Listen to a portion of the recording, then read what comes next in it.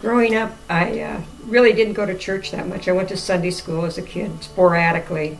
My parents didn't go to church. During the times that I stayed with my grandmother and aunt, I went to church and Sunday school with them. I grew up with not a lot of church background. My parents never went to church, not even for holidays or any reason. Well, when I was growing up, my father was an elder in the church, and I mean I grew up in the church, and I was very active, as my brother and sister were, and we had a great time. I mean, church was basically our life when we were kids. Yeah, my history was more sporadic.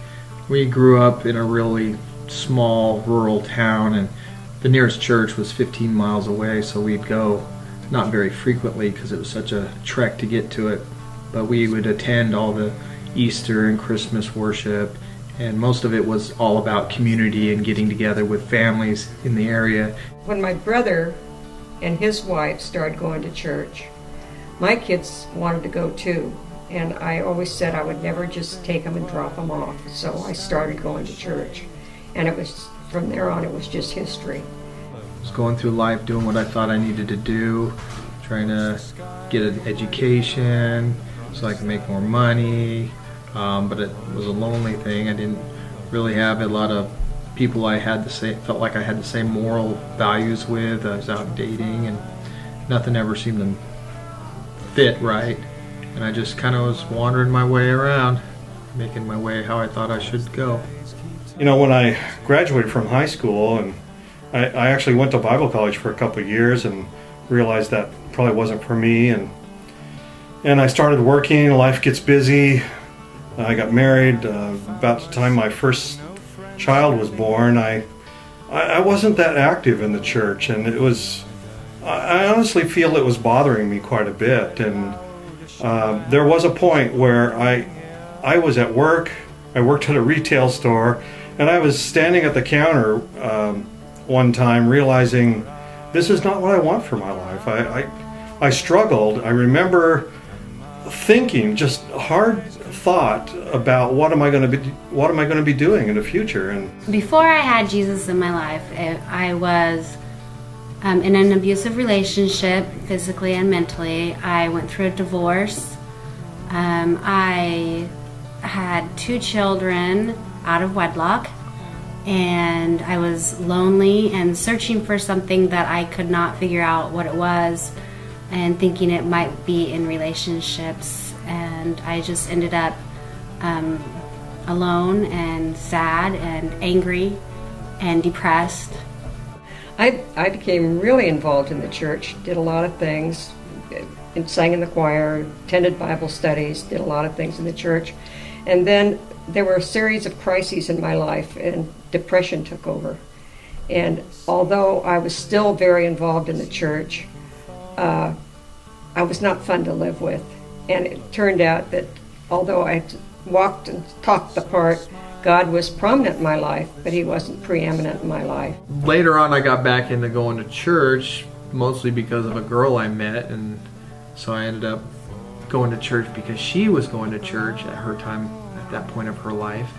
And it was good because things got good between me and her when we started getting serious, and I felt like something that had been missing had been filled up again, and it really brought me back to my younger years, the sense of family and community. And I realized that was it, because I was going through life as a bachelor and no cares, no worries, no responsibilities, but it was not quite exactly what I wanted. So the church really helped fill a void that I'd had for about 15-20 years. There was a point, one night, and I'll never forget when it was or what I was doing, but I made an intellectual decision that I knew everything about the church, everything about Christ, and I wasn't living it. And it cut me really deep. And I remember that night I decided there was no other way for me to live. I couldn't do it any other way. One night when I was very sad and lonely, and I was sitting in my room crying because I didn't know where to go or what I needed, I made the decision that I needed Jesus in my life, and decided that night I was going to start going to church to find my spiritual side. Finally, somebody came to me and said, "Are you ready to get help?" And that person was really God-led, and I ended up going to a wonderful Christian counselor who I met with for a year, who really helped me turn over my life to Christ. Since I've accepted Jesus in my life, I met Kevin, and we got married, and we were blessed with Peyton. And I also realized when I thought that Jesus wasn't there with me growing up, that he actually was there, and I was blessed with, my daughter Tyler and my son Marcus. After I made that decision, it was a solid decision. I felt that I'm not turning back. This is something that's going to affect me for the rest of my life, and it has.